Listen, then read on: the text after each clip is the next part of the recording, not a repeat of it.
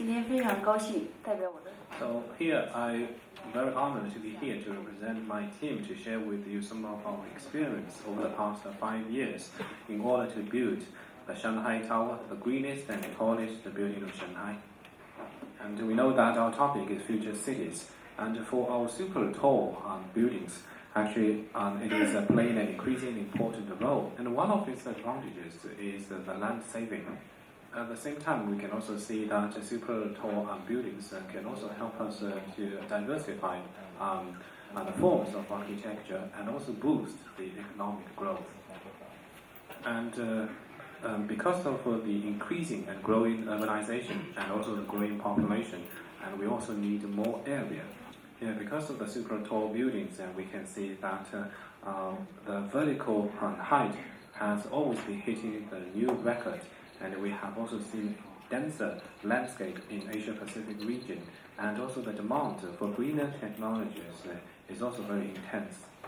And we can see that among these top super tall buildings, and 60% of those super tall buildings are located in the Asia-Pacific region, particularly in Shanghai and the mainland, including Hong Kong and Taiwan. And among those super tall buildings, the top 30 super tall buildings under the planning, 40% of them are still located in Asia-Pacific region, particularly in China. So we will see the new record high in both Shanghai, for example, Shanghai Tower, as well as in Beijing, Z15 Tower. And of course, super tall buildings have both pros and cons. Because the super tall building itself is a vertical city, which will impose huge challenges upon the microenvironment surrounding it. 而且超高层相对封闭。 Because it is a relatively enclosed environment inside the super tall building, so that's why the indoor environment is also a key concern. In order to achieve the equivalent indoor air quality, the super tall buildings will consume more energies. So, relatively speaking, for those super tall buildings, in order to achieve the same indoor environment, it will consume around the energy by 2 to 3 times versus the traditional buildings. So, under the context of energy conservation and sustainability, so it is one of the challenges to build a very green Shanghai Tower. So that's why at the very beginning, for example, during the project proposal phase, our target is not to build the highest building. Our target is to build the greenest super tall building. So that's why in order to achieve this green concept, so our principles are about the humanities, the energy conservation, efficiency, intelligence, and convenience. We want to have a very holistic green environment. So when this project kicked off in 2008, we have a very clear mission divided into 2 parts. First, because it is located in Shanghai, so we have to apply the Chinese code, and we have applied the highest Chinese green technology code, that is 3 stars. So at the same time, we will also refer to the United States LEED certification, gold certification. So we always bear these 2 targets in our mind at the very beginning from the design and also through the entire construction period.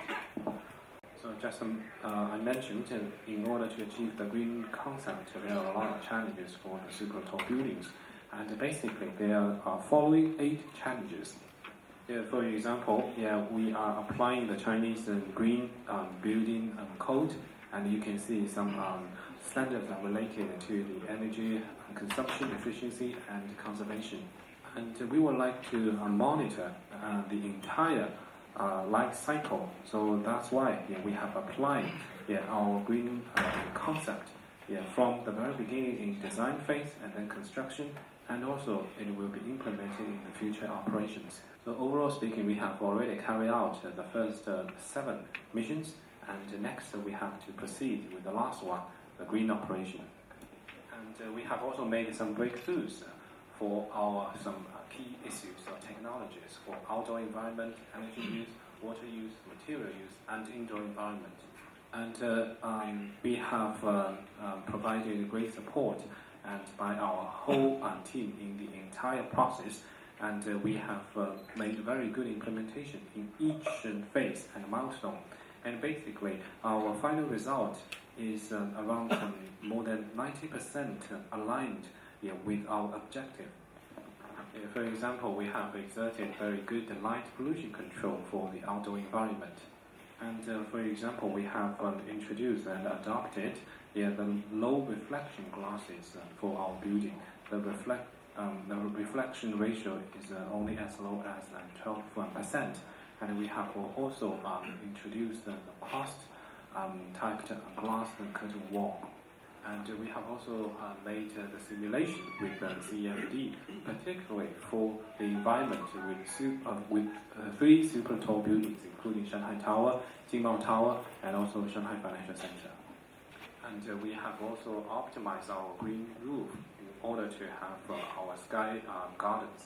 And we also have very good control in terms of water penetration and also the green ratio. And we have also adopted A and B double facade system. We have also maximized the energy efficiency in different zones by means of our ice store system and also the cold generation system and also the geo-heating pumping system. And in terms of the water use, and we have adopted a system for the rainwater collection and also the sewage treatment in order to have a very green irrigation and toilet flushing and also the outdoor water replenishment system. So we have also maximized the utilization of non-conventional water resources up to 25%. And the materials have also been sourced locally up to 97%. And with optimized structure, the wind load has also been reduced by 25%. So you can see that with the safety guaranteed, and we have minimized the materials and also the money. So in terms of the material use, so we have also adopted high performance material and also the highly strengthened materials as well as the 3R materials and recycled materials. So we have adopted more than 70% green materials, which is way higher than the requirements in Chinese code. And the indoor environment is also one of our priorities. So with noise control and natural lighting simulation, and we have a very good control over the indoor environment in order to have a very healthy and cozy environment for the occupants. So in terms of the energy monitoring system, and we have introduced the system for the energy sub-metering and intelligent management system. In terms of the intelligent mechanical and electrical system, our next 2 speakers will give us more insights. So in the entire process, we always bear in mind the concept of green construction. So actually, during the proposal period and also in the entire construction period, actually our objectives have been fully aligned. So actually, while we are implementing our green building processes, and actually we have also tried to summarize our lessons and takeaways, and we have also made input and contribution to the national rules for the green tall buildings developed by the Ministry of Housing and also the Construction Department. And for the Shanghai Tower, we have already achieved the 3-star rating in terms of the green building. And our next step is that during the process of commissioning and also the on-site operation, and we will measure the results one by one. And after 1 year operation, probably in the year of 2016, and we are going to apply for the China's Operating Excellence logo. And at that time, and after the operation for 1 year, and we will make a further evaluation on the technologies implemented in Shanghai Tower. So this is only a presentation. It's still doing in the middle of the process.